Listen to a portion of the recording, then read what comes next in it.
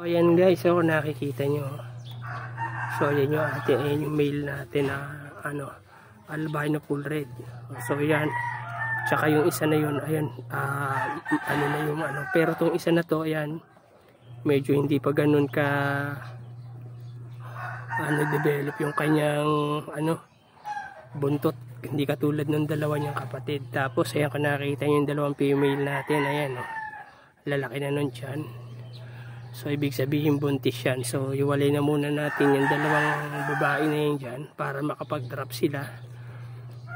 So para pagka hindi makain itong mga balik muna natin itong mga male natin na yan. Yan ang gaganda, no? Yan natin yung mga full red natin.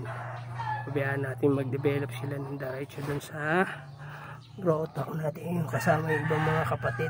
So yung iba na yun hindi pa mga buntis yun. So ito palang dalawa, sana makapag-drop kahit tigko-konti lang muna, kahit mga tigli-5 para madagdagan yung ating mga albino full red.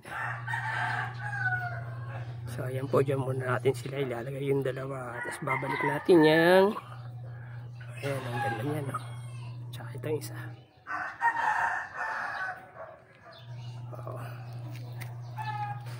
So ayan guys, ang ating albino full red na ating inalagaan. Sana mapadami pa natin sila.